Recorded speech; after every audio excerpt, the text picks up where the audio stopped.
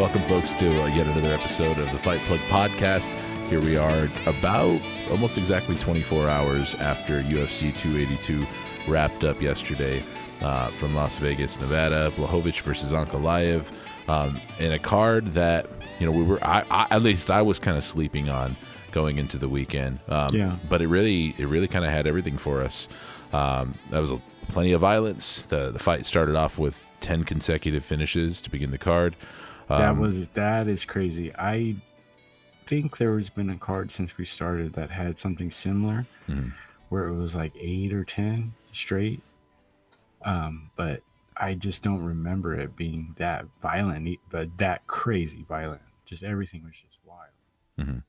Yeah, it was a few cards back. Yeah, there was like one decision on the second fight of the night, and then one like on the co-main event or something, and then all aside from that, all finishes. But Right. yeah, so much to unwrap coming out of this pay-per-view also, because obviously aside from the violence, there were star-making performances, young prospects setting records, hype trains coming so close to being derailed until like the blood gods like reached down and made sure that it stayed firmly on track. If Ariel wasn't part of the tribe, he would have got a Christmas gift. But I get they don't give out things that big for Hanukkah. It's small gifts. Yeah. So, and then, we got, of course, plenty of controversy to discuss, and that all coming at the top of the card where most people's eyes, where everyone was tuning in. Maybe not as much for the very, very top of the card, but that's where we're going to start. Jan Blachowicz versus Magomed Ankalaev, the fight to determine the new UFC light heavyweight champion. This would be the second time that Jan Blachowicz was competing for a vacant light heavyweight championship. We thought we were going to end the night knowing who was going to be the new king of the division. Instead, it ends in a split draw. I'll start first by saying that's exactly how I scored it. And this fight was, pretty much exactly what I was expecting it to be also, which kind of seemed to be like Magomed Ankalaev taking a long time to realize that he is the better fighter and letting Jan Blachowicz win. Yeah, there was that moment I think I mentioned to you where it was like, and Mongo, I think I mentioned it to you too, was his corner is fucking great. His corner man, I don't know who that guy was, but then he was just telling him like, what are you doing? His grappling is zero grappling. What are you doing? Like standing there with him, he's kicking you in the legs. Zero grappling. Zero. He just kept telling him that over and over. And then in that fourth round, then I was like, well, fuck, that's right. He like looked at himself and he's like, oh shit, I can do this. Yeah. And really impressive for him to actually still be able to employ the offensive wrestling tactic after he'd taken all that punishment to the leg. So I got to say, it's exactly how I scored it also. I almost forgot to keep iterating on that. Yeah. I had it a draw. Well, no one ever really predicts a draw, but going into the when they were wrapping up the fifth round, I was telling myself I could see it a draw because I had Jan Blachowicz winning the first 3 rounds, and I had Magomed Ankalaev winning the last 2, with the fifth round being a 10-8 for Magomed Ankalaev, which would make it a draw. I kind of want to know if you agree with that or how you were seeing things. I don't disagree with it. I see it the way Jan Blachowicz saw it, if that makes sense, which he thought he lost. So I don't know. The guy just straight up fucking went, like right before they fucking called it, walked back into the ring. He fucking won. I don't know what to tell you. He fucking won. That was weird. Yeah. Hard to argue with Jan Blachowicz when he's literally saying like, nope, I didn't win. Yeah. Yeah. Put the belt around that guy. So I look at things. We've both kind of gone over it, like as far as like how we see fights and stuff. I see it more as like especially from like a very rank amateur better's perspective of things. And I know you see it like as very calculated, especially because I think maybe Verdict is like calibrated your senses and your eye to like score it a little. You score very. I trust your eye better than I would just what I saw, just because I know you go on Verdict, and then the way that you kind of have to get points on Verdict, the way things you kind of have to watch it with a more I guess, more discerning eye than maybe I was watching it from more of an. I like to watch like technique and entertainment. I don't really Mm-hmm. watch it for like the strikes, the type of strikes. I just like the if the guy looks it's like aesthetically pleasing and it's entertaining, then okay, like I enjoy it. Mm-hmm. Um, I saw it. I couldn't give you like a round by round point breakdown, just because I got really I was just really watching those leg kicks were amazing. I was like, how is he doing that? Like what is he, because it doesn't look that bad. Like if you watch leg kicks from like the gentleman who's fighting next week, like Saryukian, or you watch leg kicks of shit like who's a good one? Justin Gaethje. Mm-hmm. Certain guys, they throw fucking everything into them. They throw, I mean, they fucking, it just gets, it sounds like a whip is cracking Mm-hmm. when they do it. And fucking Jan is just so, they kept using the word crafty, cagey. Mm-hmm. The way he timed and the way it just looks like, Pop, gotcha there. Oh, does that hurt? Ooh, that's kind of what it felt like to me, where it wasn't really like a really super um, thought out or super like he didn't throw it from way back and really step into it. He was just tapping him, and that was like hitting him with a fucking lead pipe against his shin. It was crazy.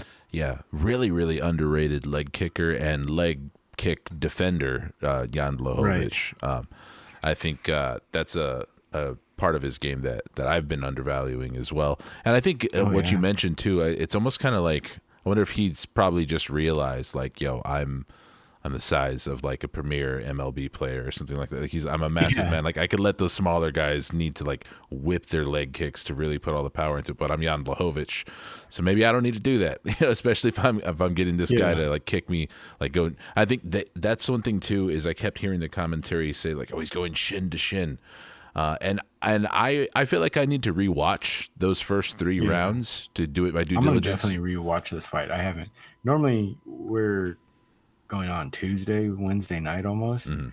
and I've looked at it from different angles and like listened to different breakdowns and watched it again if it's a fight, especially if it's a fight like this one was. Mm-hmm. So I'm straight off the top of my dome right now. So, Same, which yeah, is good pretty almost. much.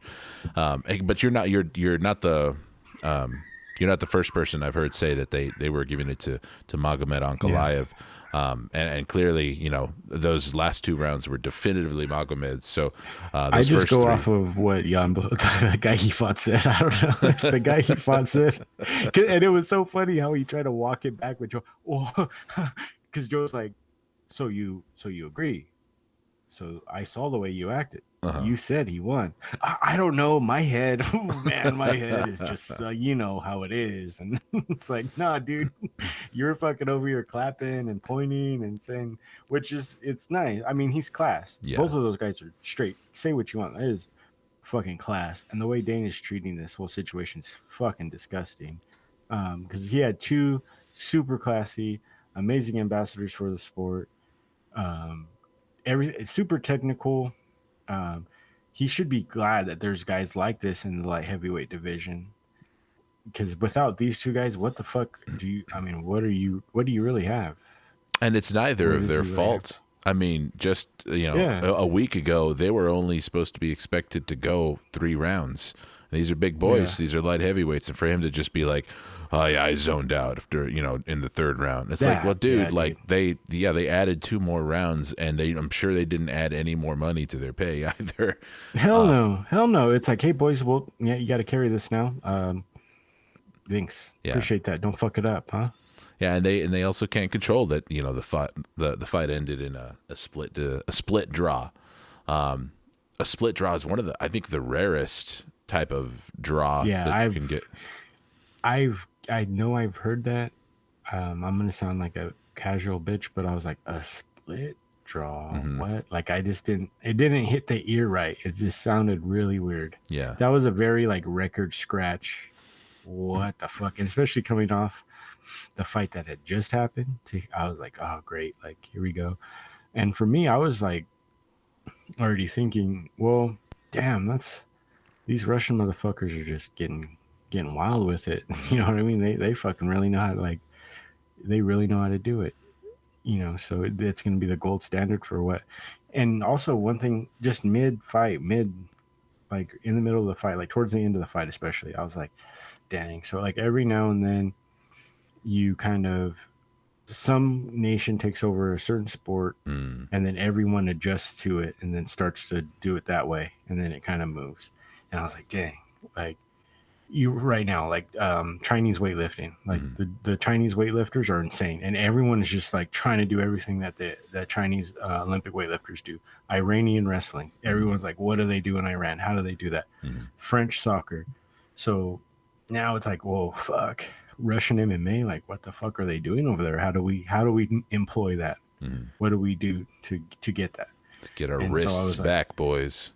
yeah, Fall victim to yes, that Dagestani handcuff, which Jan yeah, Blachowicz was stuck in too in that I think yeah. fourth or That fifth was round. crazy. Yeah. Yeah, that was that's the part. I think that's when I messaged you where like Uncle I was. That's like in his blood. Mm. Like I wonder if those guys they just do that. That's such a crazy simple when you see it, but such a crazy tactic to employ. And at the end of the round or at the end of the fight to take control like that, it was amazing. Yeah. But unfortunately, and I think John Allen, I think John Anik and a lot of the other UFC production crew cursed this fight because multiple Yes. times last night, throughout the card, they were saying that they were going to be competing for the undisputed light heavyweight championship. And this Yes. me being a total production snob, I kept like cringing, going, guys, Mm, it's literally disputed. That's it. You yeah. got to know when to Literally drop the it. guy yeah. I wonder if that came from the top because it doesn't seem like Anik misses like that. You know what I mean? Uh-huh. Do you think maybe Dana set it up that I don't. I think it's It's all something that very just strange. it honestly doesn't really matter, and it's just something I picked up on Yeah. and kept like kind of like cracking up to myself every time I heard it. Actually, Exactly, yeah. Adjust glasses. Well, we're yeah. actually, oh, dude, yeah. Due So, to him vacating, it's not actually a linear belt. Yeah. so yeah. So Magomed is just kind of pushed to the back of the line. He's seemingly healthy. He could probably go. Well, actually, I don't know. That leg's probably pretty messed up. Jan Blachowicz kind of made it sound like he was ready to just go away. I mean, when you're talking about put the belt on that guy, Magomed Ankalaev said that he was, it sounded like he was questioning whether or not he wanted to continue fighting in the UFC based off of Peter this Yan decision. style. Yeah, and Yeah. then he walked it back a little bit later and said, like, "Oh no, I just meant I don't know about fighting in this division or something like that." I'm not sure what. I would need to look it up again to see how he rephrased his comments, but I uh, mean, the way things happened, the way it's happened with like Peter Yan, the way I don't think he gives a fuck about, or maybe he does, is aware of like what happened with Patty, like how that happened, and maybe he just feels like this shit is something's off, dude. mm, Fucking, you got Checking warlords weighing in, giving their fucking so. telling Dana like, "Why'd you let this happen?" Like, Dude, that reading that was ominous. I was like, dang, dude. yeah. Because these guys, they can see the thing is too, is like they can get and have you heard okay, so I don't How want to far into derail the it. weeds are we gonna go right now? No. I don't want to it's gonna get pretty far, dog. So just like bear with me and reel me back, okay? Get ready to reel me back, all right? So I was tripping, just like reading. I sent you that without seeing it because Mhm. I had my Instagram notifications off because like my group chat, like some buddies were at like a party and they're like, I just did not want to hear it like all night long. Yeah. So I turned the fucking group chat, the notifications off so I can sleep, And so I didn't have it on later today. So I sit down and I see that's like the first thing that hops on my timeline is Kadyrov fucking just had straight bars for Dana, dude, and it wasn't even like it was like a fucking straight speech, like a straight up like speech, right? Uh-huh. And I was like, dang. But then a lot of it made sense to me though. If you like just take the guy's name off, where he's like, dude, get Mhm. this in order. There's too much weird politics going on with your with your promotion. And judging off of this week, like a guy who is in the co-main event, you're you personally have a business that is intertwined with the guy who's on your, you know what I mean? He's almost like how he did with Connor and Proper 12. Now he's his own alcohol company with Patty, going on Patty's podcast, Mhm. going after a member of the media, MMA media, who you've had this beef with all week long. Then that guy wins by like this crazy decision, and the guy's like delusional, like saying like, it's weird. And then You want me so to? this warlord, I have it. I have yeah, it right reel here. me If you want back, me to reel read me it. back. No, no, no, no, no, Yeah, no. I'm not please. reeling you back. I was going to say I pulled up the Kadyrov post. If you Yeah, want me to. please. Yeah. So It makes sense, right? I mean, am I crazy? I read it twice and it made a lot of sense what I heard. let It me was read it right scary now. to hear. It says, Dana White, what happened to you? You were a normal, Yes. principled man, and today you Yes. took the championship belt out of the ring with, Weighed and measured, dude. Every word. without handing it to the clear winner. Or has politics entered the UFC ring and requires you to referee dirty? It's a sport, Dana. Be honest. Take Yes, dude. Beautiful. Thank you. Take an example from Merbek Kasiev, ACA League, who stops any juggling in the league, any bias, demanding objectivity and not mixing sports with politics. Hey, Dana White, where are you going? That's the part right there that is very like, hey, where are you going? I'm still talking. It's like, dude, that's, Yeah.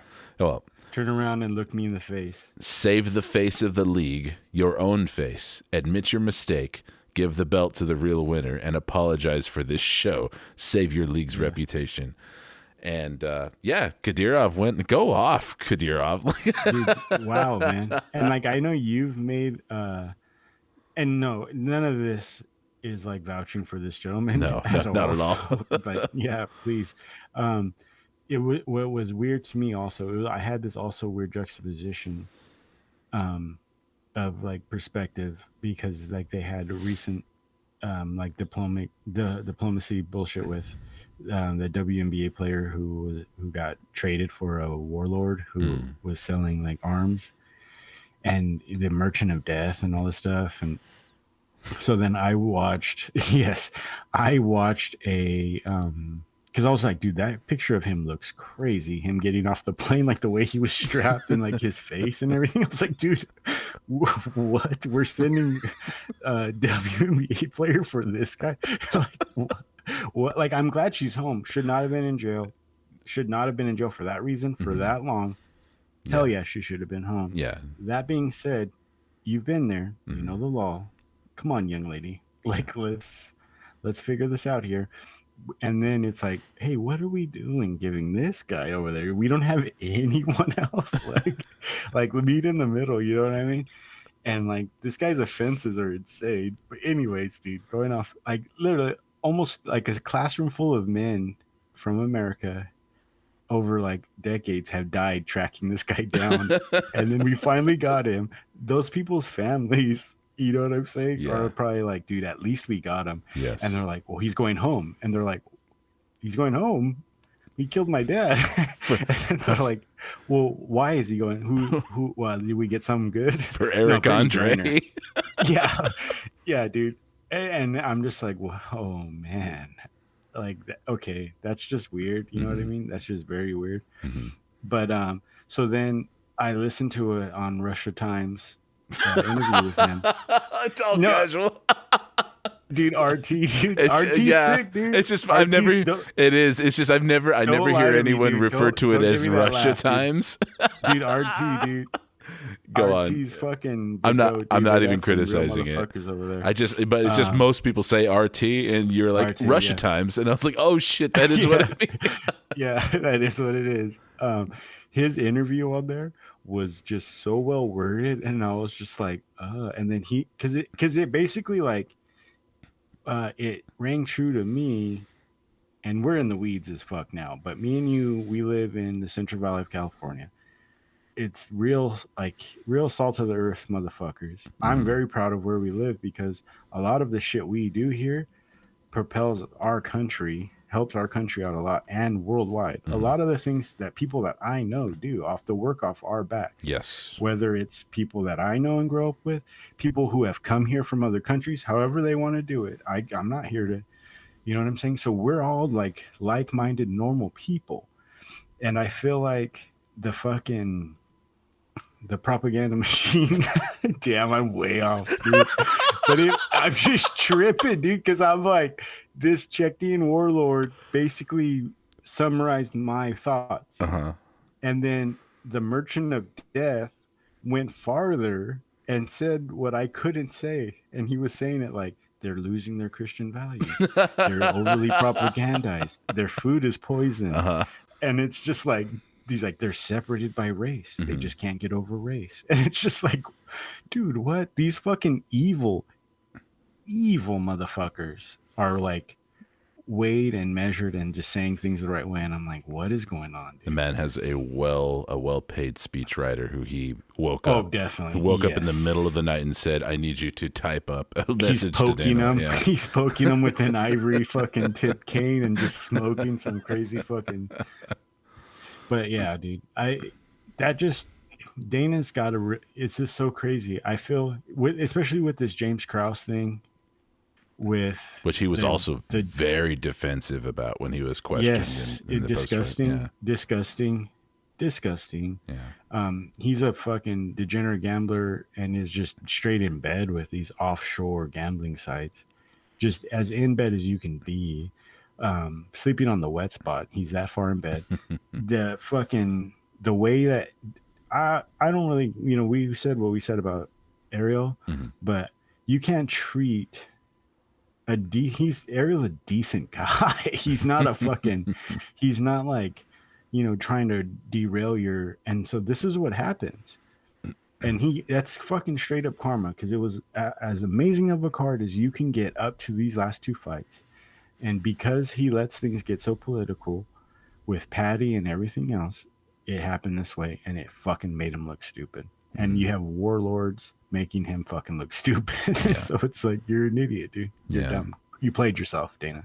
Yeah, and that warlord has the room to speak, or feels that he has the position Yeah. to speak about these things, because like your own managers who manage like some of the top level, the top talent in your organization are being like pimped out to that same warlord like Yeah. constantly. But anyways, yeah, Can I make one more point and let's I'll go. get the fuck off of it? Uh-huh. So, I used to work for a business bank, right?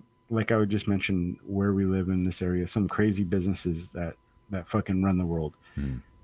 I feel like when I was a kid or when I was like a teenager, I always thought those businesses, those corporations are like well-oiled fucking machines, military. You know what I mean? But then as a relationship manager who managed some of these people's their money, lending, their accounts, Mhm. and kind of going in and seeing how these businesses are run, some of the biggest ones in our area. And it's like, oh fuck, you guys are like almost paycheck to paycheck. Some Yeah, of you guys, it's month to you're month, huh? fucking, it's month to month, it's hand to mouth. And you guys are like, I watch you on the news all the time. Like, Mhm. it doesn't seem like that. So like how much so judging off of James Krause, the way that the judging goes, fucking John Jones, one of the greatest fucking fighters in their history, is the way he is. Like, just all this crazy shit, you know? It's like, how are they like month to month, week to week, card to card? Like, what's going on over there, dude?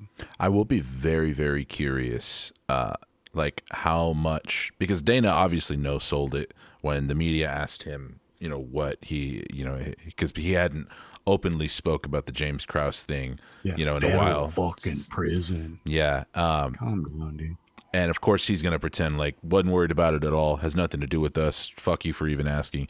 But I do wonder, like, how much anybody at the UFC would be sweating over this, even if Dana legitimately is not.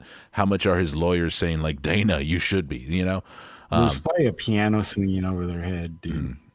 Like fucking Wile E. Coyote style, and like someone just has a big ass fucking cartoonish fucking scissors, dude, and they're just like, what? Oh, Because that gambling dollar is so huge, and they already started to turn yeah, back. They had banned any UFC action for betting on any UFC fights in 3 provinces in Canada. And now, and I think it was in Alberta, they already went ahead and reinstated Yeah. them because because of the actions that they took, getting rid of James Krause and giving the Yeah. fighters an ultimatum. So that's an ongoing thing. I don't really think at this point. I think we've reached the peak of it. I'd be surprised if it gets any more serious for the UFC, but I'll be watching the news intently. One last thing I want to mention before we move away from the Jan Blachowicz versus Ankalaev situation is that now, with no light heavyweight championship crowned or champion crowned, now the title will be contested for on January 21st, 2023. Glover Teixeira will be fighting Jamal Hill for the vacant title, and what arguably could have been or should have been the title fight first. RIP to Anthony Smith's plans. Yeah, no, yeah, he gets that was still very ruthless and weird to see his live on camera reaction as he's at the desk finding out. And then that John Anik with the fucking tie pulled all the way down and fucking just dead tired. That guy works his ass off. And they're like, what do you? Yeah, and they're like, Anthony, tell me what you're feeling. He's like, yeah, that's bad for me. And Anik's like, you think? Hey, why don't you go finish that fucking outside? And it gave him his drink. He's like, hey, you want to finish that outside? We're going to talk, huh? He basically gave him that. Finish that outside. Come back when we're done. And then was it Dom that was sitting next to him? And Dom laid back. Dom laid back in his seat when Anthony's eyes got big. Probably. And he's just the fucking the goddamn Curb Your Enthusiasm music's just playing, and then fucking Dom's just backing away off the mic oh my god, what the fuck. So yeah, that's a pretty quick turnaround. That's not very long Hill away. was gonna kill him. You think so? Yes, really? I do. Interesting. I have it the other way. I think Teixeira's gonna choke him out in one round. No. Hill was going to kill Lionheart. Oh, not Glover. I was like, whoa. You think I would really disrespect? Fucking, I wish this guy was my uncle, dude. I disrespect that. That's like disrespecting my own uncle. Well, you got my real reaction to what that would have been if what I thought you were saying. Hell no, dude. He was gonna open up Anthony Smith's head, dude. Yeah, that was probably gonna be a bad We're all gonna one. see the inside of Anthony Smith's forehead, dude. Yeah, this isn't as interesting of a fight or as a title fight. I think it's an easy win for Glover. Like I was telling you last night, I just think it's entertaining that there's still a scenario in play where Glover wins and retires because the man is going to be 47 soon, I think. I think Hill has a weird athleticism that can really give Glover some trouble. Mm-hmm. Can really give Glover trouble. It's not something Glover hasn't seen, but I just think it would have to, honestly, even he would admit a diminished capacity. Something wild can happen, a weird angle, a punch, and Jamal can get wild in there. Yeah. So yeah, and we've seen the fight turn around in seconds with Glover Teixeira. The tableau of how he loses a fight is that's pretty much what Jamal Hill's bread and butter is. But I just think that Glover Teixeira is so attuned to what he needs to do to win that you could definitely make a pretty good argument for how Jamal Hill can be competitive in this fight for sure. And did we talk about how Yuri got hurt? I know we talked about it being bad, but did you hear the details of it? That it was a pretty commonplace wrestling shoulder accident. And then the guys in his gym were like, I can fix it. And they just fucking put their feet on his ribs and pulled it. And they're like, oh, that didn't work, dude. And then he kept working out. And he's like, no, it keeps coming out. So then another guy goes, oh, what is it? Oh, I know how to fix that. And then yanked it the other way. And then they're like, oh, no, that didn't work either. Oh, and then the bigger guy's like, I know how this, dude, I've had this happen to me a lot, dude. Just lay down on your stomach and yanked it all the way back. So basically all of the fucking, almost every nerve and fiber and every muscle everything in that shoulder is just completely fucking jacked all the way out. When it Oh was a my basic, goodness. it was a very basic shoulder injury. And he tried to samurai it like, no, just pull it as hard as you can this way. No, pull it as hard as you can that way. His Well, pull it this way. Pull it that way. his And it whole just like, crew was just like lay down and let us just fuck your whole career up. My yeah, dude. God, Yeah, man. dude. Yeah. Did you hear that? No, this is the first time hearing of that. Isn't that disgusting? That's that's so That fucking just made me so depressing, man. mad. And it highlights the inconsistency. Just the fact, like, you know, these fighters that are performing like on the biggest stages under the brightest lights, you don't Yeah. know who they're dealing with in the gym, and we don't know like who Yeah. their And experts that's they what have it came around down them to. are. And basically, they said too, I guess, I mean, who wants to know or who knows now, but his training camp and a lot of guys around him said, well, if we would have did it the right way, we would have just took him to the doctor, then and there. And then he probably would have taken it easy on wrestling and grappling for a while, for a week or two. Maybe just did some hard cardio, and maybe some shadow boxing, and we would have coasted in and gone in with an injury, but we would have been fine. But because he just wanted to fucking let his guys help him, we all had to fucking watch what we watched this Saturday. And now Jan Blachowicz and Magomed Ankalaev are disgraced. But anyways, so yeah, Very technical fight. Loved it. I was entertained as hell, dude. I love the way both of those guys fight. Both of you and I talked about it. No, all the love goes to Jan Blachowicz. Magomed Ankalaev, that is who he is. That's how he's always been. We mentioned it on this a few different times on this pod when he's fought, where he does that. It seems kind of odd, but who knows? Yeah, this man's out here dealing with many heavyweights every fight out, and light heavyweight. It could still all end with one or two punches, like we've seen what Jan Blachowicz can do with Corey Anderson and Luke Rockhold and stuff. The man has underrated power for sure. Dominic Reyes, scary. Yes.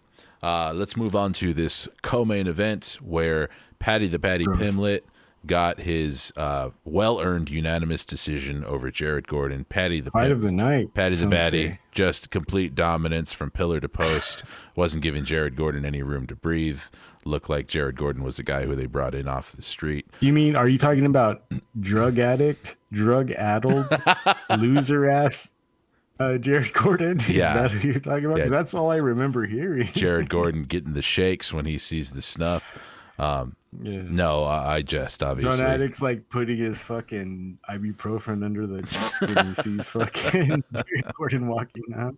I learned all of that about Jared Gordon this week, leading up to this fight. Yeah, even this last week when we were recording our previous episode, breaking down this pay-per-view, I didn't know much about Jared Gordon. Jared Gordon was just a guy to me. I've seen him on cards. Yeah. I've probably seen a few of his fights, but it's nothing that really stuck in my memory. So he was very much kind of what I was expecting from a Paddy Pimblett opponent. He was a step up for sure from Jordan Levitt. So he ends up kind of putting Dana and the Golden Boy in some hot water. I had it for me. The only thing it came down to was it going to be a 30-27 Jared Gordon scorecard or a 29-28 Jared Gordon scorecard. I guess I should watch that fight again though, because I was like, and I got to remind you and whoever's listening, I did have guests over. I was watching the fight, so it is very possible that my attention wasn't like completely there. But I had Jared Gordon winning the first and the last round, and I thought the second one could have gone either way also. But I thought Gordon won all three. So. It goes to judge's decision, and once I heard them kind of like say Paddy's name, I don't know. It was just I kind of knew that as soon as it went to decision, a bullshit decision was certainly in play.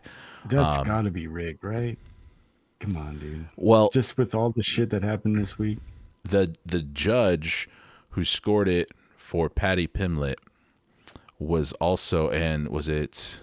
He was at Bellator the night before. Yeah, right? he was at Bellator just 24 hours prior, scoring and put in a country bullshit card for the Sabatello versus Rafion Stotts fight, which I watched, and I watched Rafion Stotts win that fight without question. Ruffian Stotts, dude. I didn't even realize it. Sorry to break it. Sorry. I'm really sorry. Very nice guy. And I've spoken to him on Instagram Oh, a really? few different times. And not just comment section shit. I made like a funny comment on his thing and he'll DM me. He's like, yeah, that's really funny. Like that's pretty funny. And then he'll message me and I'm like, hey, how's it going out of camp? Really good, dude. Really good. Thanks, man. I appreciate that. Just working on this. And it's like, oh shit. Yeah. What the hell? You ever Thanks. compliment his body? Yeah. Yeah. Huh? You ever compliment his body? No, I mean, I would like to. Just that rugged look he has, you know? He's an entertaining fighter. I'm really, really looking forward to he's that. very good. That And a really cool guy. tournament final with him and Patchy Mix. Really, that's about as good as that tournament that could be going right now. So but the offenders in this Paddy Pimblett decision, like I said, he was in Florida the night before, and he's not going to. I mean, I don't know. We can go on about it. We can go on a rant, but nothing's going to come of this. Nobody's going to hold him accountable for his bad decision. We're all going to forget. We're going to go through the holidays. It's going to be fucking. They're going to book a Paddy fight in March, and I'm like, oh yeah, remember that? Anyway, but I said this to you. I think Paddy's. I mean, unless he goes back and fights. I mean, shit. I was trying to come up with a name that he could beat. That would make sense. Like that wouldn't be so blatant. Like, oh, you're hiding your boy. I mean, God damn, I couldn't think of one. Well, let me pull up these rankings from Tapology, and I'll let you know where Pimblett is and who's in his neighborhood. So right now, Tapology has Paddy Pimblett ranked number 25 in the world. Directly above him at 24 is Mark Madsen. At 23, it's already getting bad for him. Brad Quake Riddell. But Brad Riddell, did he say he was retiring or that he was going to be just taking a break from If he gets a Paddy fight, I think he would jump all over it. That's true. Number 22, the Georgian Viking, Guram Kudladze. 21. Okay, that's where it stops. Yeah, stop you right there. Don't have to read any more names. He's definitely going to have to fight back. I mean, behind him at ranked at 27, he's got a fight coming up with Ismail Bonfim, but Terrence McKinney, and that's a fight that Terrence McKinney's been asking for. Terrence McKinney's fucking like a dog, like a fucking dog on a chain, trying to get after a fucking Paddy. I'll tell you, and I'm looking at him right here, and this is someone who. If I was real over on Paddy Pimblett, and I was like, okay, yes, protect him at all costs. Let's give him the easiest route towards potential contendership. They should really give him Clay Guida next. I would like him to fight Renato Moicano. Renato Moicano would fucking turn him inside out. That's why. And like to say some funny. That'd be the best fucking lead up. That'd be the best because Renato does not give a fuck about anybody anymore. Yeah. What are you gonna say to him? Yeah. Man, I mean, who? And they should reward a guy like Moicano for that because here's the thing: like Paddy Pimblett is not long for this world at this point, and at the light heavyweight division, he's in a position where now even guys ranked lower than him will push his shit in. So Nasrat Haqparast would box his fucking face off, yeah, dude. So you have to know that he's very likely going to lose in his next fight. So you have to they should make sure that whoever he's going to lose to, that person's going to be a potential contender that's going to really like appreciate that rep. Like, don't give him Clay Guida, because if Clay Guida ends up being the guy that beats him, no one's going to give a fuck about Clay. You know what I mean? Like, that's not going to do anything for Clay Guida's career. It's not going to launch a resurgence of him or make Clay Guida suddenly like go on a title run or anything like that. Like, that would be a complete waste. But knowing the way that the UFC likes to mishandle things, I think that's the direction they might go in, because it's a winnable fight. I mean, I'm trying to look at these. I mean, Michael Johnson. What's Michael Johnson going to do to this guy, dude? There's no one, dude. Michael Johnson is a potentially winnable fight for him too. I think he's got to survive the fucking storm, though. Oddman is Itar. No chance. Mm-mm. Oddman Azaitar would end his career. I mean, Jim Miller. It's Jim Miller or Quig at this point, if not both of those guys. Yeah, yeah, I think so. Jim Miller's like the tough veteran test. Jim Miller would knock him out. Yeah. And you're not gonna fucking out. You're gonna out jujitsu Jim Miller. What are we even talking about? You're gonna out. You're gonna out MMA, UFC, cage jujitsu Jim Miller. Sorry, dude. I keep hearing a lot of people saying Dan Hooker's name in regards to booking him against a Paddy Pimblett. And I hear a lot of people confidently saying that Dan Hooker would take him to school and waste him, but I don't know. I'm not as over on Dan Hooker as a lot of other people. I know you've heard me be critical of him. I think that's actually that right now as I'm looking at it, looks like that is the highest ranked lightweight fighter who I think I would potentially give Paddy Pimblett a chance It again. Just would because be he's a so good one for inconsistent. Patty, just because after he loses, it would be like, well, it was the Hangman. What do you want him to do? Mm-hmm. It wouldn't be as bad a loss Mm-hmm. because he does have the name. But he's had. But who did the Hangman lose to? I mean, was it Sandhagen, Corey Sandhagen? I mean, what's really going on here? No, Sanhagen's a bantamweight. No, but didn't Dan fight him? He Am I lost way to off? Arnold Allen when he dropped down to featherweight. Oh, it was the Oh, drop you're down, you're sorry. you're missing. You're confusing the nicknames. He's the Hangman. You're thinking the Sandman. Yeah, Yeah, Dan the yeah, Handman okay, Hooker. sorry. Yeah, Oh, Dan the handy man. yeah. Oh, I guess the real shame in it is that we aren't sitting here talking about what's next for Jared Gordon, since he should have won the fight. Like, but we're not discussing the He should future have of this got. man I mean, whatsoever. considering it's Christmas and should have got a win bonus. Yeah. Kind of fucked up. Shout out to them for giving bonuses to everybody who got a finish on the card. So everybody, who didn't go to decision got $50,000 times what 220 times 10 because you got to pay both fighters. So yeah, pretty good payout for everybody going into the end of the year. What else do we have to say about this Paddy Pimblett debacle? I think we should not. I mean, it was just outright terrible. Yeah. And I don't like this guy anymore. I didn't really care for him going into it. I like him if it's possible to like him less. Because at least with like Hazman Chimaev trying to derail his own career, he's still so fucking good. It doesn't matter. This guy, we just know like you're gaslighting us. I don't like being gaslit. Yeah. That's one thing that's one thing I've learned in my entire 36 years of life is like I don't like being gaslit. And I'm being gaslit right now. Yeah, I don't like it when it's an insult to my intelligence, for sure. Yeah.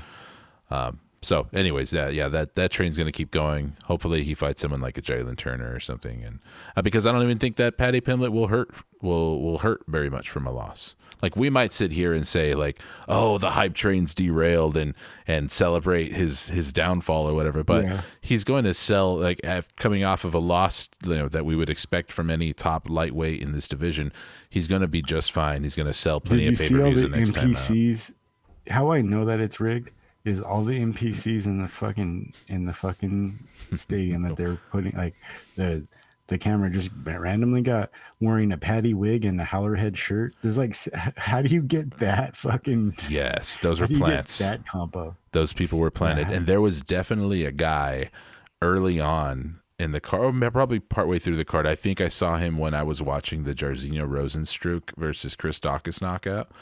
Where right when that fight finished, the camera pans to some black guy in the crowd, like with his cell phone, and he's going nuts. And he totally looked like he was just like hamming it up, like he was a plant, like he was like a UFC employee. Like I would have to find it. It just looks so over the top and ridiculous. It's like nobody like cares about. Like the Bangladeshis that they're making wear Messi jerseys at the fucking World Cup, just dancing like you're from Argentina. Yes, I am. My name's Chris. He was trying to bug his eyes out just so hard. Yeah. I was like, no one cares about Jairzinho Rosenstruck that much. I'm sorry. Like even if it was a fun heavyweight knockout, it was his fucking it was his godfather. I'm gonna find that one. I'll post it on the Fight Plug Instagram for sure.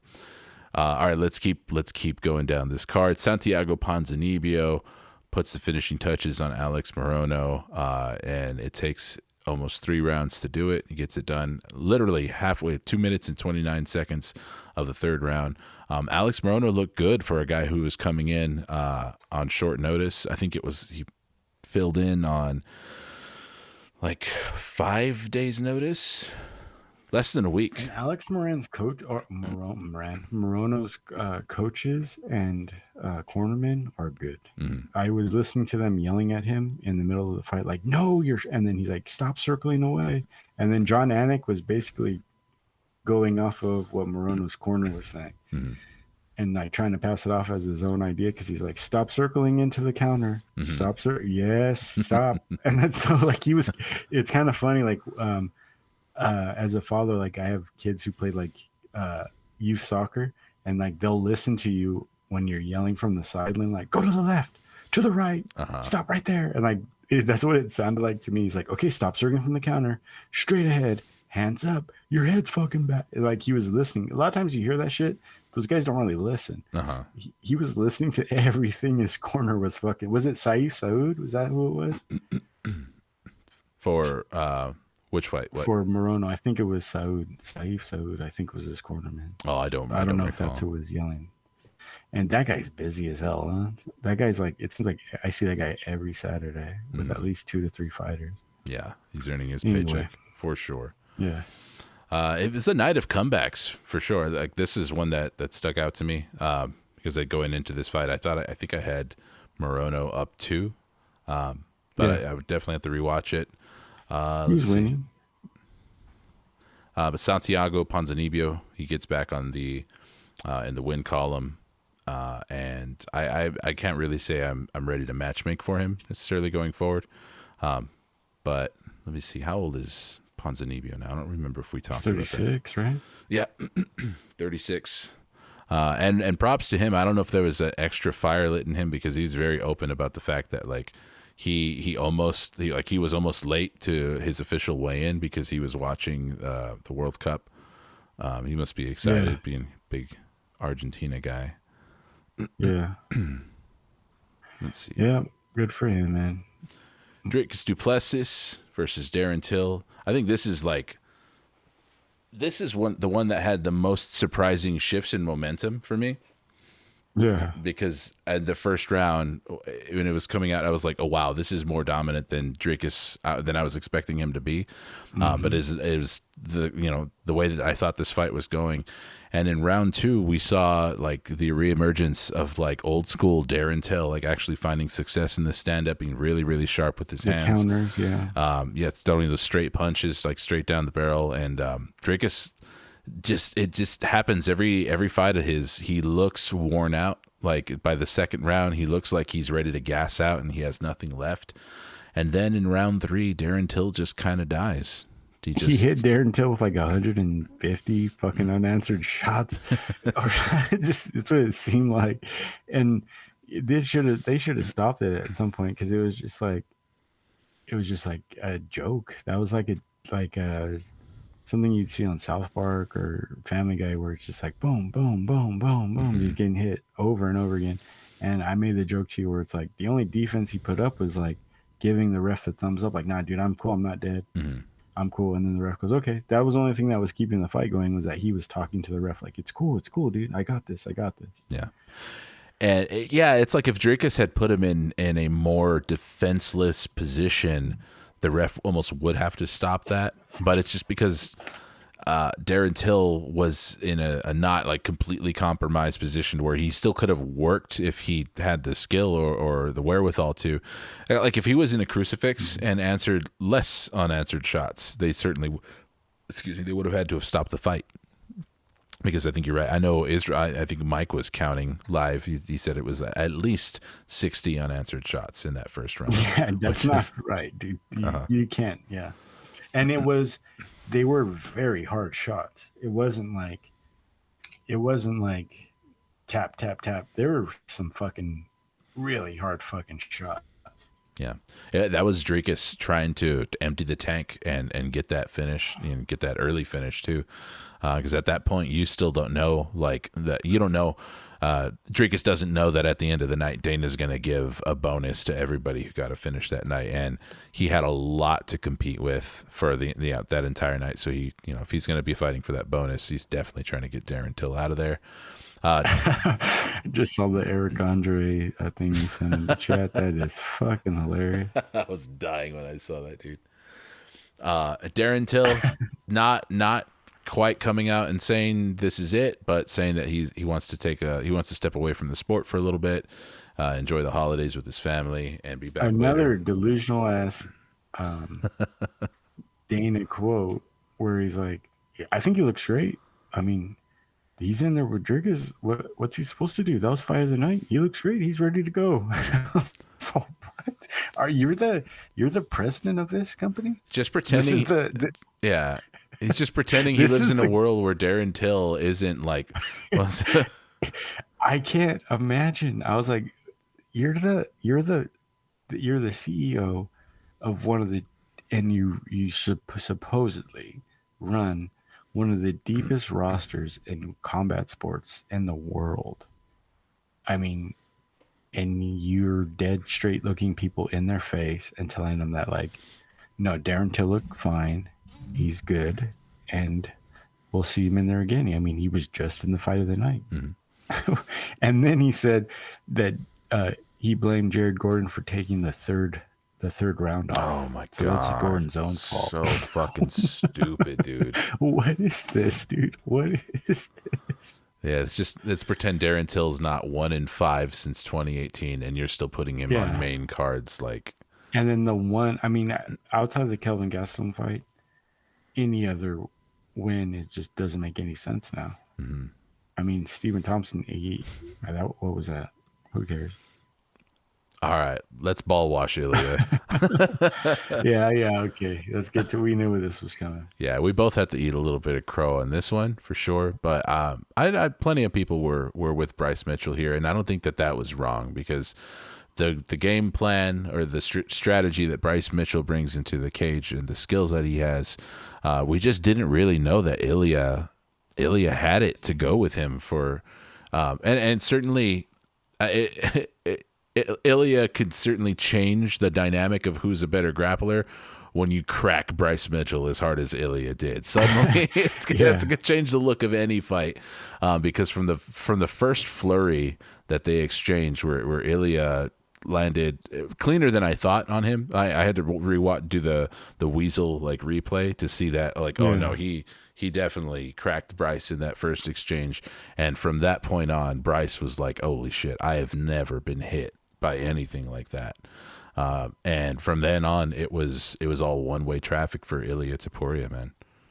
Yeah, the thing that the striking was, well, just like you said, just crack, just fucking cracked. She looked like he got shot with a fucking gun. But the thing that was really crazy is I've never seen aggressive takedown defense where it's like the guy flew off of him. He sprawled and he jumped. He goes, I know you're going to take me down.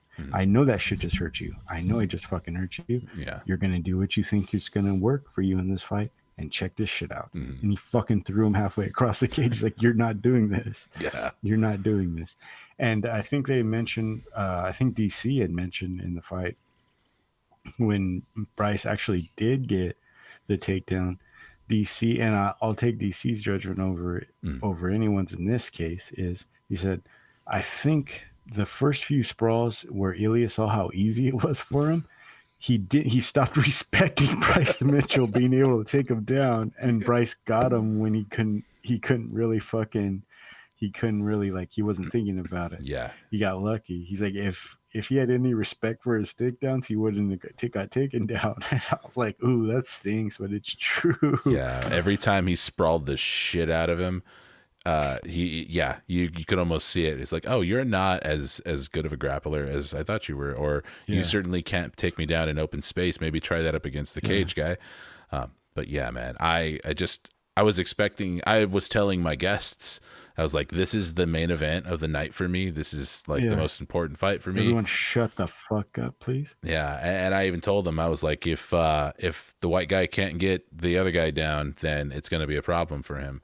And that dynamic just wasn't there. It just looked like Yeah. he made Bryce Mitchell look like a guy who Dude, shouldn't even be in the corner. He sat down in the corner, and Bryce Mitchell. I mean, we've talked about it. He looks like our country or the world in the time of the day right now needs guys like Bryce Mitchell. Just like we've grown up with a lot more Bryce Mitchells than we've Yeah. grown up with other types of people. You and I, Yes. right?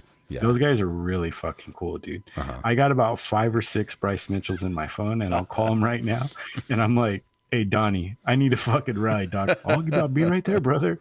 I'll be right there." And the guy will be here, and I don't even know why. He'll have fucking some tool that I didn't even know I needed for my house. He's like, "Well, take it, brother. It's in the back of the truck. Just give it back to me whenever you want." Like, those guys are fucking sick, dude. Mhm. And they are very unshakable. Yeah. You hear about problems they have in their lives, but like when you're with them and there's a problem, they take care of it. Mhm. And Bryce was sitting in the corner, dude, ice on his chest, heaving, and just looking. And his corner's like, "What's going on here? What's going on?" And then his eyes are just like, "I don't know, dude." Like his eyes were just. I was like, "Fuck, yeah, dude." And credit to him, after seeing that, he fucking went out and he did start striking. He did start landing the jab. He did start kicking, teeping, which is always a good. I like that he does it. He uses that front kick, and he uses that kick to the pelvis that to kind of like keep a guy at bay. Yes. But yeah. But besides that, man, it was really like jarring how quickly I mean, it was already going very bad for Bryce Mitchell, but you mentioned that we could see that he made the conscious decision to be like, well, fuck, I can't take him down. I'm gonna have to strike with him. And when I saw that, I was like, oh, you're gonna die. And he died very, very quickly after that. Like, when he was on his knees on the ground and Ilya just manhandled him down to the ground. That's got to be I think Bryce is going to think about that for a while. Yeah. Like that's going to be me. What was this? There was when I was in not even anywhere close to the same arena, but I was in like junior cage or basketball, and like I had this chance to like totally cross this guy over, and I fucking fell, and he stole the ball and then ran, and I watched him on like laying on my back, and I watched him fucking lay it up, and he was like the shittiest guy in the league, and everyone saw me, and they're like, they remembered me. I still think of that like at night or in the shower. So, dude, Bryce is going to be thinking about fucking. I was on my knees. This guy fucking grabbed me and just pulled me to the ground, and it looked like it was fuck. I think DC made the joke of like, that's what I teach 6th grade wrestlers. Yeah, it looked if like your opponent's on his knees, you fucking pull him down to the ground, you pancake him. It looked like a kid on his first day of wrestling class dealing with like the head of the captain of the team, man. Yeah. Which is insane. When Ilya pictured, put it into perspective. Yeah. When Ilya recognized that Bryce was going to try and stand with him, he was already throwing with everything and into every punch, but he almost started throwing like to where he was like losing his footing. He would whiff on a punch and his entire fucking torso would twist into it. There was one good for Bryce, because this conversation would be very dark, where Bryce stepped back. It was almost like Jet Li, like he stepped back and he just missed a winging shot. And I was like, oh, man, damn. Yeah, Bryce is going to be different after that fight. But, man, what an exciting addition. Though. He'll be good. Yeah. I think he's the type of guy that it's not. And he made a great comment in the lead up. He's like, I'm not undefeated. He's like, I'm just undefeated now. He's like, I've had my ass beat a lot. I can take an ass beating. And if I get my ass beat, it's not going to be the end of the world. And I know how to come back from it, which he said it in the lead up, not after. He said it in the lead up. So I was so sold on Bryce Mitchell because of the confidence that he had like going into this fight during the press conference when Ilya was clowning around with Paddy Pimblett and stuff, and and Bryce Mitchell was just being stoic and said, he called me a coward. Does a coward show up ready to die? And I was like, fuck. I was like, let's okay. I'm convinced. Yeah, no, I mean he's still that guy. He's Yeah. still, and I'm sure he's gonna go on another 5-6 fight win streak, and we'll hear about this time next year. We're gonna be like, oh shit, okay. Ilia Topuria called out Brian Ortega and said, "Hey, let's do this. Bring him to me. Let's fight in Madrid." And that would be so sick. But I don't think they're going to go to Madrid. The Vega music from fucking Street Fighter, dude. That would be a sick matchup, though. I have a feeling they're going to be sick sons of bitches, though, and do Korean Zombie versus Ilia Topuria. Yeah, And cash in on that's crazy. You said that. Yeah. what little bit of pull Korean Zombie still has, or what relevance he still has, and try and put that over on Ilia Topuria. But I mean, hey, that's gonna make a splash. I think there's some other interesting. I think you want to match him up against the 7 to. Well, he's Whenever at he number 12 in fights, Tapology Volk, right now. I Fights. will. Me and you have to watch Ilya and Volk. Oh, Whenever yeah. that happens. I mean, I have to see how this works. Yeah, because it seems like they're built to fight each other against each other. I don't think that'll ever happen. Well, it depends, obviously. If Volkanovski beats Islam Makhachev, though, that's what I should say. Is if he beats Islam, I don't think we ever see that fight. I think Volkanovski will stay at lightweight. As much as he says he wants to defend both titles or whatever, but why would he come back down? These guys just seem like on a course. I have to see Ilya and Alexander Volkanovski fight. I have to see it. That would be a dream a dream fight right now. And Ilya is very quickly becoming a guy who I could be close to calling a new favorite fighter of mine, which I'm in desperate need of now, because of recent retirements. So, yeah. They're out knocking on the door of being my favorite fighter, Ilya. Yeah. All right, let me find my tab and see what else we can talk about. What about that from this handsome son card. of a bitch, Rosas Jr.? There he is, Why not Raul him? Rosas. I'm over on your new favorite fighter. Raul Rosas is over with me now. He's badass. I'm down. Yeah, I'm excited for the kid. I wish I was more comfortable. I wonder if the UFC is going to handle his career well. For as much of a prospect as he looks like, and he's not. There's no jitters with him whatsoever. I don't know. I think about what I was doing as an 18-year-old, and it would have been a sad, pathetic showing if they would put me into any, not even talking about fighting, but just anything with that amount of attention and under those lights on that stage. For him to step up and get a win over a guy who was 11 years his elder. So badass too, because Jay Perrin was just so fucking adamant. Yeah. That just this isn't what he thinks it is, and just very matter of fact with the mic, and very smug, and very. And I remember watching it this can. Whoa, you're really gonna have to. You're really gonna. It's that was when. I remember when Cat Williams got his ass beat by an 8th grader. That picture of him when he's on the ground. That picture. That picture always reminds me of that Mr. Krabs meme, when it's everything's falling apart. Crab. I think about that. Have you listened to or do you listen to Matt and Shane's Secret podcast? No, I don't. Dude, they're they have podcasts have terms and shit, and so they're he told me this and then this happened. I went full crab swirl, dude. I went full crab swirl, and then that's their reference for when shit hits the fan.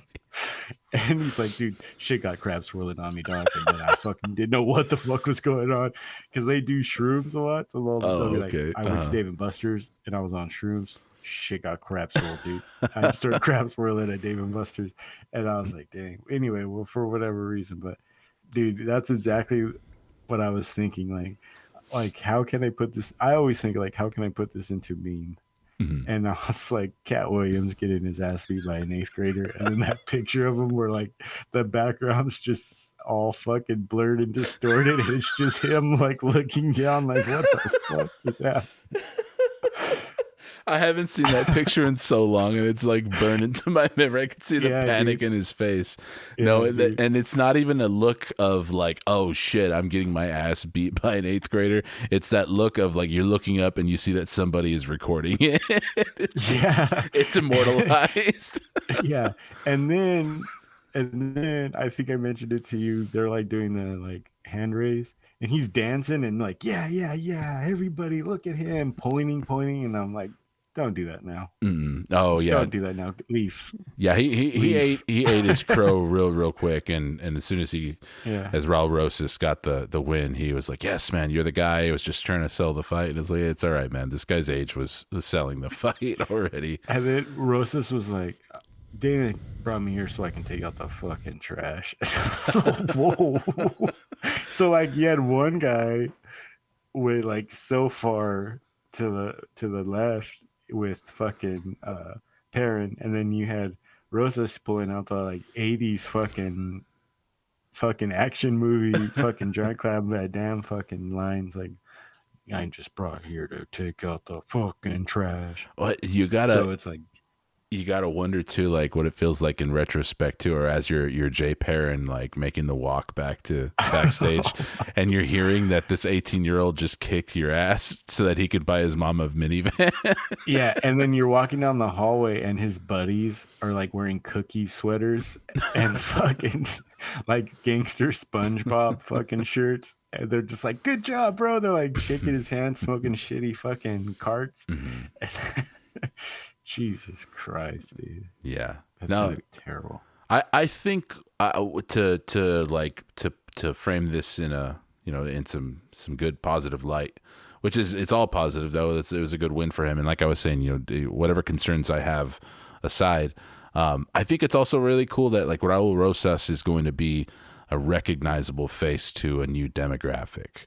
You know what I mean? That there's going to be other guys who, and I don't know how you're reacting to this either because my screen where you're at froze. So I just feel like there's, and not to call them Edgars, you know what I mean? But there's a whole another crop of young guys who could potentially break into this sport, and they're going to see a guy like Raul Rosas Jr. and be like, oh, I go to school with that guy. Like, I not literally, but well, like, I was gonna say, dude, between you and me, where we grew up, we know a lot of Raul Rosas. mm-hmm, We know a lot of Bryce Mitchells, dude. mm-hmm, Like on that, there's two sides to that absolutely, point of like, I grew up with both guys. yeah, In my family, I have both guys in my fucking family. yeah. So it's like that was crazy to see, you know. Yeah. So I think there's a lot more kids who might be young, aspiring soccer players or something, and they seeing what Raul Put Rosas down is the laying hot down. Cheetos Yes, and the fucking barbershop knockoff carts and fucking go to the gym. and tell your dad that you can't go like landscaping with him on Friday evenings anymore because you're taking What was jujitsu super class. funny? What was super funny and very like wise of him is, and I think DC mentioned it, but I heard it too, where they asked him like, what do your friends think about this? And he's like, they have no comprehension of what it takes to be where I'm at, Mm-hmm. and they have no comprehension of what it's going to take to get to where I want to go. They have no frame of reference. And I was like, dang, dude, Yeah. that's really cool that you even realize that. Dude. I think that's important. I caught that too, and I think that's important that he has that perspective too, because the kid should be in high school. He shouldn't. And by all accounts, from what I'm hearing, he's not even finishing high school. Like, because he was talking about that in his post-fight press conference. He's like, yeah, my mom, she wants me to finish school and have a career, like a backup or whatever. But like, no, I'm just all in on this fighting thing.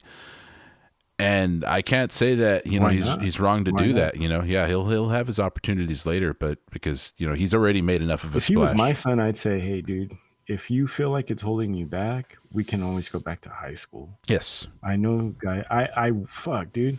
Guy I work with every day, one of the most talented guys I've ever known, didn't finish high school, so it's like it's not a damning. I'm sure he would tell you I should have, but it's not gonna, it's not gonna kill him. Fortune favors the bold in that regard. Yeah. So I think I hope it's all. I hope everything still goes well for Raul Rosas Jr. I was a little bit down on him at first because I felt I felt like the UFC was just trying to get some cheap attention by like, yeah, we signed this 17-year-old and to make a spectacle Yeah. of it. But yeah, he really does look like every bit the prospect that they're making him out to be. And I'm wondering how long it's going to take for him to not feel like a kid, because this is one thing I specifically wrote down in my notes that I don't even have ready to read from somewhere. When I was watching the post-fight press conference last night too, is like that in that entire part where they're asking him questions and interviewing him, I do feel like I'm looking at a kid, not a young Yeah. man. Oh, Like it yeah. literally looks His like. body language, Mhm. the way he speaks, like when they asked him about Connor, like, hey, Connor mentioned you, he just like he couldn't really like. I mean, and I'm not even able to speak about it right now, so Mhm. like I'm not gonna criticize him, but it just sounded like he just didn't know what to say, Mhm. and the words he used, how he was kind of like he just kept running in circles. Is just like, dang, dude, you're a boy, like Yeah, man. you're a young man. Yes, It's yes, yes. crazy. All right, so let's see. We can kind of do a quick run through of the rest of the card. Don't know if we have to like really get too deep into it. But there is still a lot of entertainment. Jairzinho Rosenstruck, I think we touched on that very briefly. Made really Yeah. really short work of Chris Dawkins. Edmund Shabazian breaks his losing streak, gets back into the winning column with an emphatic win over Dalcha Lungiambula. I think things are looking up for Edmund Shabazian since he moved his training camp to Las Vegas now. He's not involved with Edmund Tarvarian's gym anymore. I don't know. I don't know if he had been Way to go, working. dude. Yeah, I don't know if he had been working with Edmund directly for a while now, or if he had just still been at their gym. But I think that change of scenery is going to be really big for him. And then, I mean, it's just a big improvement for any fighter who can actually decide to make their career in Las Vegas, because you're fighting in your own backyard half the time. There's a lot of trainers there. There's a ton of people to go with in the gym. So yeah, good on him for that. Chris Curtis gets Yeah. that upset against Joaquin Buckley. That was a crazy one that I didn't see coming. I kind of thought Yeah. that Joaquin Buckley was kind of In the leading middle the of the fight, I dance. was like, dang, Mhm. Buckley's really. And I was like, what the fuck's going on with Chris Curtis? Mhm. Like these last two fights have been kind of, but no, he pulled it out. This card, can I be a dick for a quick second Please. and kind of like be a dick to you? So this card was super entertaining, right? Mhm. A Yeah. lot of like athleticism, crazy violence, just great fights. A lot of technical fights. What was the glaring omission from this card, would you say, that may have made this card that way? Well, right away, the first thing that comes to mind is the fact that there was we didn't walk away with any champion. I think that's a big glaring omission, but I'm not sure that that's what you were getting at with that question, though. No. So, What's your favorite type of fighter? I like a volume based striker. Oh, there's no With WMMA on this card. there was Yeah, no I get you. WMMA on this card. Yeah, Huh? What do you know? I didn't really realize that. Yeah, good Yeah. eye. I didn't catch that. When there's No, I had to be a dick about it. no, I yeah, like WMMA just as much as you, but I just thought it'd be funny to just because of who I'm talking and to. you started know with what I like, mean? and it was entertaining from beginning to end, right? You Yeah, totally it set just me led up. you Matlock style, dude. That was a Matlock, dude. Well, now that you Who mention pleases the it, court? WMMA is fucking stupid. I am. Yeah. I've been So, misled this whole time. the fucking the Aaron Blanchfield poster just comes down. All it took You're gonna be was saving $18 a month on OnlyFans now. Dricus Duplessis, dude. Yeah. Yeah, all it took was UFC 282. It didn't even really dawn on me like leading up to this card or anything, because I don't see a card and be like, oh, where's all the WMMA, dog? But yeah, that's interesting. Where's all the Brittany Grinders at? I was looking at that card, the Return to Brazil card, which of course I don't have. Oh yeah, I do. UFC 283. There's some good WMMA fights on that one. Some interesting ones. Jessica Andrade versus Lauren Murphy.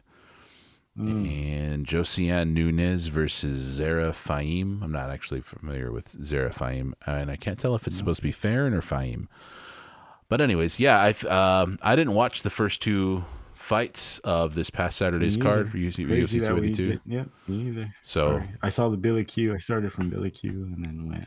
same here, and I gotta say, Billy Q gets the comeback of the night award, because I thought after that first round, I thought like, okay, Alexander Hernandez making the drop down to featherweight was a good move, because he looked like a renewed fighter. He looked like a guy who's like making a splash at featherweight and could potentially be a thing, and he still can be. But Billy Quarantillo, like he said it himself, he's got that dog in him.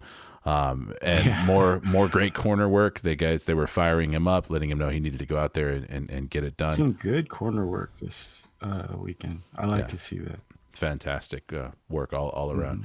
And big ups to Billy Quarantillo. He had a gnarly cut from a mean elbow that Alexander Hernandez landed on him. When they slowed that elbow down, you can just see it slicing. It just like it made that double impact, that and I was like, oh man, laceration just instantly opening up. Yeah. And then you had pointed out Billy Quarantillo's like quick, like his math skills in the corner. That's fucked up, man. Honestly, like I could see myself fucking up. Like, 12. You've got a lot going on. He had a lot going on. Yeah, he had a lot on his mind in the middle of a fight, and he's over here like he's probably wondering, fuck, how bad is that cut? My eye was just full of blood. I think Dean Thomas mentioned it, where he's like, he wasn't trying to get a wrong or right answer. Mm-hmm. He's trying to calibrate his brain to be in a certain mindset to go back out, instead of when you sit down and you're not really taking things in and you're being reactive. He was trying to like take his brain and change it in the middle of the round to like use a certain, so like I can, because then you saw he goes, okay, what's 7 plus 5? 12. Or no, he said 11, right? He said 11, and he goes 7 plus 5. And it's 12. And then so, but you can see it in his face. It took him back, and he's like, okay, yeah, your son's birthday. And then he goes, fuck, and start thinking. Which like, okay, which actually proves your point. Which actually proves your point about this, the follow-up question, because you got to wonder, it's like there's no way the referee actually knows what his son's birthday is. He's just checking to see how fast he has a response for him. Which and yeah, good. Thank you for mentioning that, because that's one of the most important parts of referee training is brain calibration.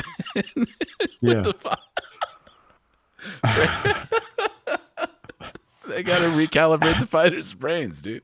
Yeah, dude. Like a Radio Shack robot. You just have to like take the back out real quick and like move the switch over.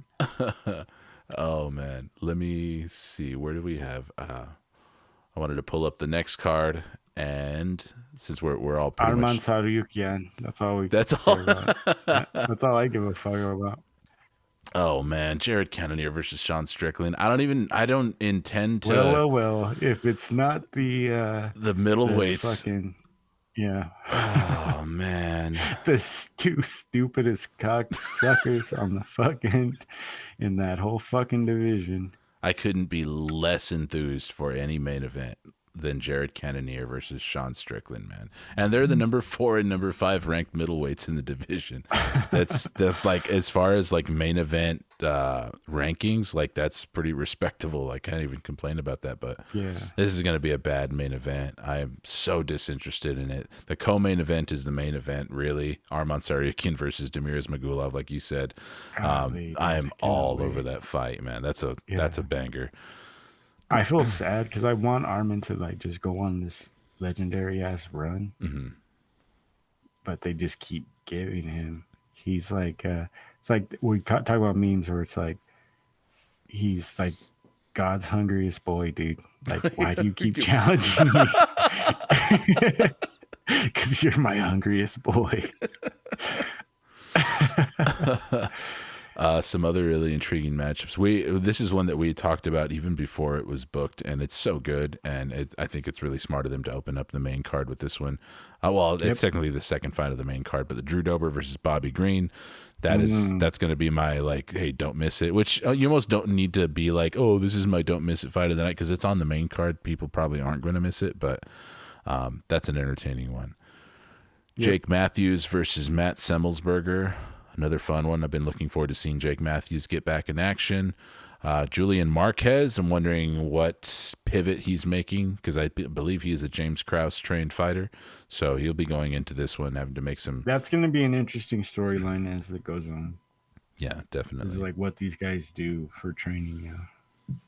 Said Nurmagomedov versus Saidjikov Kakhramonov. That's a good fight there. I wouldn't miss Yeah. that one.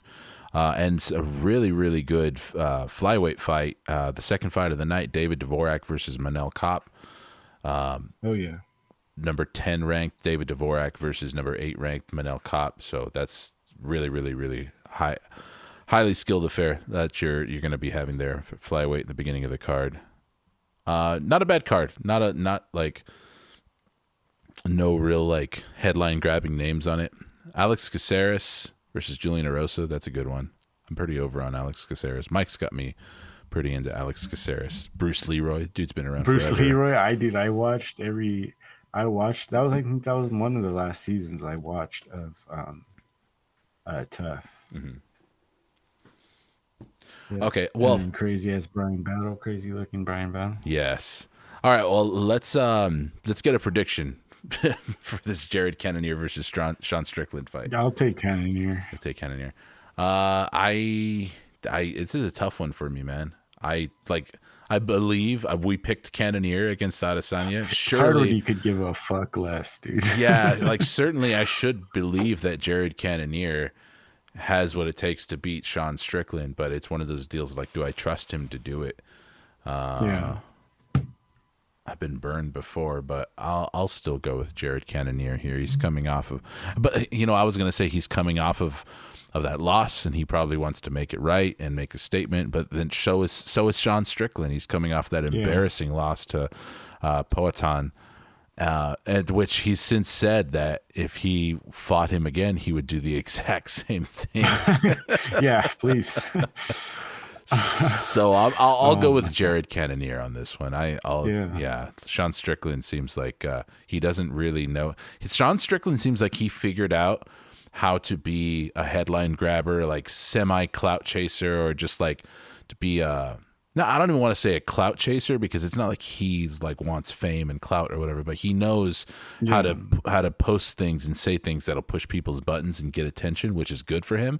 But he does not know how to translate that into his actual It in-ring. frustrates me because I feel like I'm smarter than Sean Strickland. Oh, absolutely. Yeah, I'm pretty sure. Yeah. It's like how can I not do this like somehow? Mm-hmm. But I guess I just like you have to like take shame out of it. You know what I mean? Yeah. I guess I have a little bit of shame to myself. Mm-hmm. I guess, but I don't know. You should go to a confession for that and tell a guy your think so? secrets in a small room across some mesh. I've done that. When was the last time you've done that? When I was a kid. Yeah. Yeah. Why you've All gone to scared. confession recently or what? Yeah, I did. Just to, because my daughter is like all into it. Like she, for her like confirmation and her all that stuff. And so I was just, I had expected her to go through this whole process. And then I just kind of like show up all like coming down from like some pin rips at the gas station that I took after I dropped her off, and like I'm like, dude, what'd you learn? So like I couldn't be a dick about it, you know what I mean? Yeah. So, and if I expect her to care and to learn, then I have. So I go through some of the stuff with her sometimes. That's cool. I almost don't even want to make a comment about it because that's sweet. No, like, please. No, I mean I don't even have a comment chamber or a joke to make or anything like that. But I thought it was. No, I just felt bad. Like Uh-huh. I'm over here like judging her and telling her like what's going on in her life, and I'm like just blown off my ass laughing at like videos of people fucking dying and shit. So it's like, who am I, dude? And like I said all that stuff too. Like I was like, yeah, I did this, I did that. Yeah, I'm really entertained by the idea of you like getting into that small little closet, all like three pin rips deep too, and just like laying it all on. No, not this time. Oh, no, okay, not this time. But I'm saying normally when I pick her up from church or whatever, she has on her catechism classes and stuff. I'm like, okay, like I go to fucking 7-Eleven and like pound a thing of cookies to like get the sugar rush so that I'm not like showing up. Oh man, the Yeah. only time I ever did it, like I said, I was a young kid. I was in catechism, and when they Yeah. were basically like making us do it to know like how it Yeah. all works and everything. So all the kids are like in a line waiting their turn to go in and do their confession, and I was in there, and I remember even thinking like in the moment like, all right, because I made shit up because I was a little Yeah. kid, so it's like I don't even know how these sins like really apply to me. Like I haven't coveted my neighbor's wife. Like I'm 8 years Yeah. old, like a So little you're all little young for something you that. like made it up. Yeah. Yeah, so I was like, I made fun of my friend at school, like, Yeah. and I think even the priest was kind of like, well, that's not really a sin, and I'm like, dog, just tell me how many fucking prayers to, I don't know. Yeah. Yeah, but that's cute though. I like the way that you doing it with your daughter and everything. That's nice. Yeah. It I just definitely well, reframes it in my mind because she put it in my face just mhm. like, so what do you do when I'm gone? And like we do pray at night and stuff, and then she's like, she was kind of testing me to be like, do you really even care about this, or am I just Oh, doing this? And so like I kind of had to be like, no, I do care. yeah, But God, I think God knows me pretty well right now, and so yeah. he's just trying to God learn knows about what your you. So. gambling bankroll looks like. Yeah. Yeah. Yeah, because if I do get too crazy with it Mm, and I don't like toe the line and get all James Cross, mhm. then she wouldn't have had as nice a birthday as she did. And Absolutely, you know, Christmas is right here, so it's a give and take. Well, man, yeah. we don't have a whole lot else to break down for this next card. After that, I think we're gonna be off for a few weeks. We're gonna there's like 3 weeks off at least without a Hmm. card after this Jared Cannonier versus Sean Strickland offering. I think there's one more card right after. There's like one last card, from what I understand, isn't there? Let me see. I'm clicking ahead to see what comes up next. There's not. LFA. Okay, UFC Fight Night. There, Kelvin there's like Gastelum one in versus January. Nasruddin. Yeah, That's that's January in. 14th. Yeah, yeah. Yeah. So that's weeks off.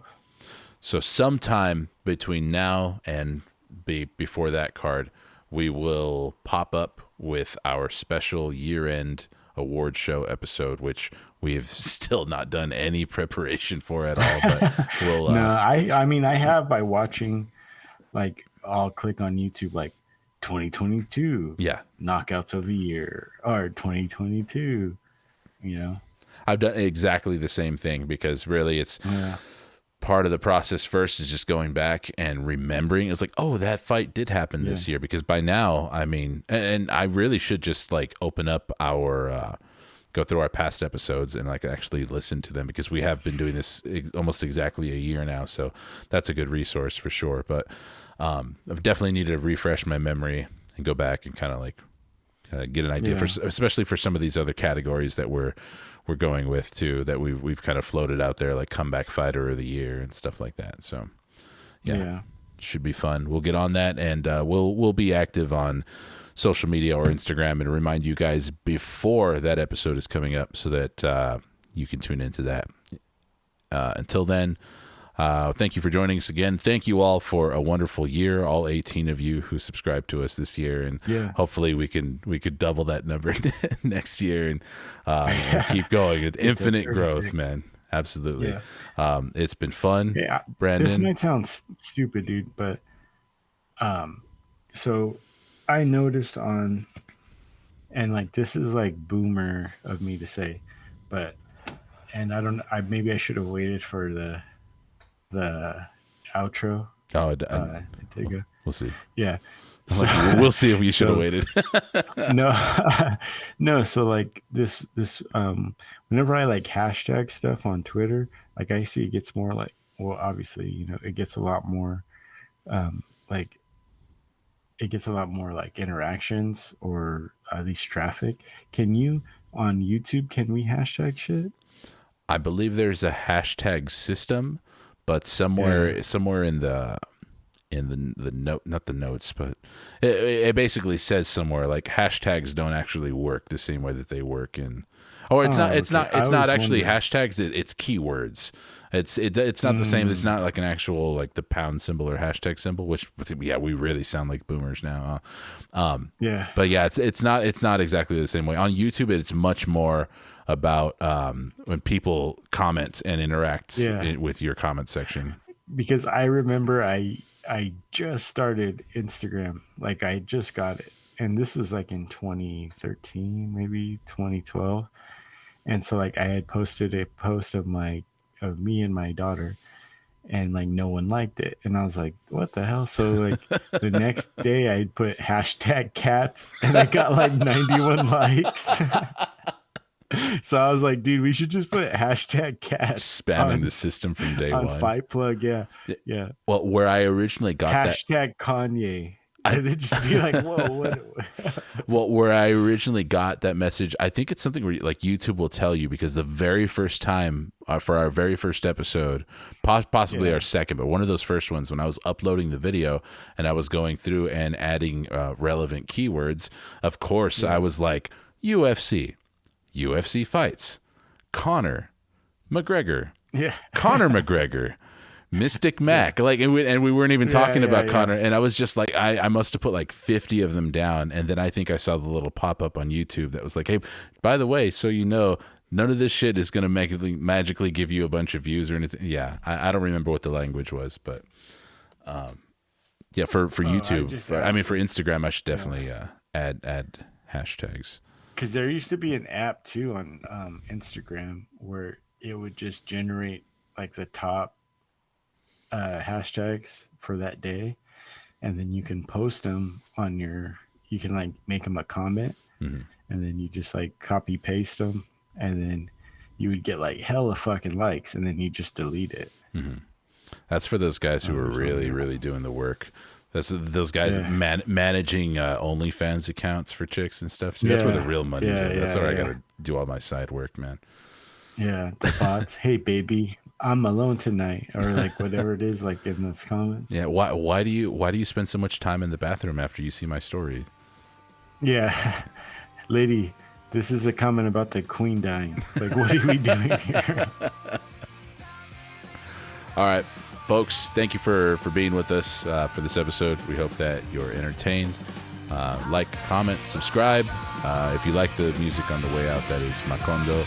The song is called Stop Giving Away. Thanks, Brandon, and I will see you probably next week.